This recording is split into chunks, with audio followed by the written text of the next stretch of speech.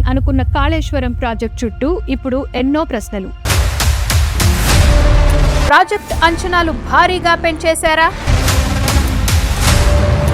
కాంట్రాక్టర్తో కుమ్మక్కైందెవరు? ప్రజల సొమ్ము ఎవరి జేబులోకి వెళ్ళింది? అసలేం జరిగింది? The truth, frankly speaking with CL Raju. మరి టెండర్లు ప్రీ క్వాలిఫికేషన్స్ ఉద్దేశపూర్వకంగానే సెట్ చేశారని అనుకోవచ్చా?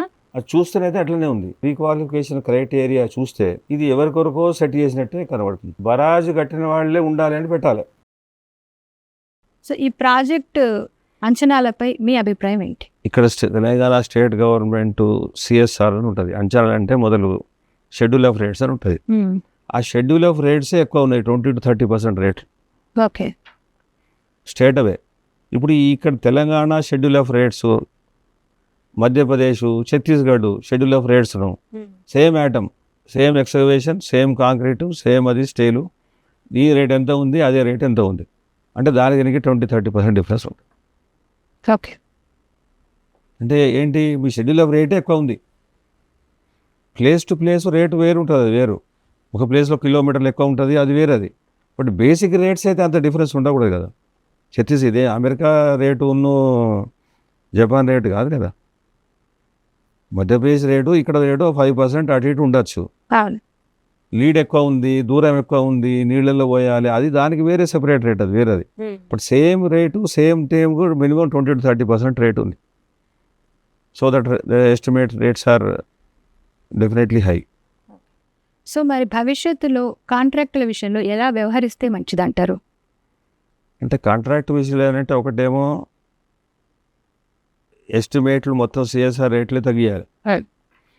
వీళ్ళ కండిషన్ ఏముందంటే 5% కన్నా రేట్ ఎక్కువ గిట్ట పెడితే టెండర్లు ఆటోమేటికల్గా క్యాన్సిల్ అవుతాయి. అది స్టాండర్డ్ గవర్నమెంట్ కండిషన్, అది మంచిదే. కానీ ఉన్న ఎస్టిమేట్ రేట్లే 20 పెంచేసేసి 5% రేట్ అంటే అది clear case of wrong thing ఉంది. ఈ ఎస్టిమేట్ రేట్లనే సిఎస్ఆర్ని అమెండ్ చేసేసేసి ఒక 20% తగ్గియాలి కనీసం. అప్పుడు టెండర్లు పెట్టి అప్పుడు 5% కానీ ఎక్కువ ఏది ఉంటే టెండర్ క్యాన్సిల్ చేస్తామంటే కరెక్ట్ అంటే కంట్రోల్ ఉండాలి కదా. పైన ఆఫీసర్లు పొలిటికల్ వాళ్ళకు రోజు ఇది XY Z అని చూసే అది కరెక్ట్ కాదు, వాడు చూడరు కూడా, వాళ్ళ బాధ్యత కూడా కాదు.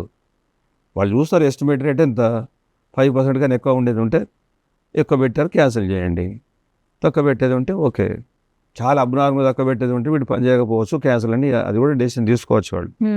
సో బేసికల్గా రెమెడీ ఏంటంటే యూ రెడ్యూస్ ఎస్టిమేట్ రేట్స్. అంటే టెండర్ల ప్రక్రియ ఫెయిర్గా జరగలేదని మీరు ఎలా చెప్పగలరు? అది క్లియర్గా కనబడుతుంది కదా, క్లియర్గా కనబడుతుంది. ఇప్పుడు ఎన్హెచ్ఏ తీసుకుంటే 5 నుంచి 6 మంది టెండర్ పిలుస్తారు, వస్తారు మినిమం 10 మంది. ఇక్కడ 3 వస్తారు. 3 వస్తే ఏం చేయాలి? క్వాలిఫికేషన్స్ ఏమో బరాజ్ సెంటర్లో పైప్ లైన్ కూడా ఓకే అంటారు, మళ్ళీ ప్లస్ 5% పెడతారు. ఇప్పుడు కూడా మైనస్, ఇప్పుడు ఎన్హెచ్ఐకి పోయేది ఉంటే వాళ్ళు -10 పెడతారు, వాళ్ళు -20 పెడతారు, వాళ్ళు -5 పెడతారు. ఇక్కడ కరెక్ట్గా ఓన్లీ 4% ఏమో 5% ఏమో వస్తుంది. This is opinion. దాని కొరకు ప్రూవ్ చేయాలంటే ఎవరు చేయలేరు, కోర్టులు కూడా వాళ్ళకు ప్రూఫ్ అడుగుతారు, అది చేయలేరు. కానీ గవర్నమెంట్ అయితే గవర్నమెంట్ బాధ్యత కదా. ఇది ఆ ఛాన్స్ అకరింగ్ కాకుండా ఏం చేయాలి, ఎస్టిమేట్ రేట్లు సిఎస్ఆర్ను తగ్గియాలి, క్వాలిఫికేషన్స్ బరాబర్ పెట్టాలి. మినిమం 5, 6, 7 అట్లా టెండర్ రాకపోతే టెండర్ క్యాన్సిల్ చేసి రీటెండర్ పెట్టాలి. అప్పుడు only things will be correct.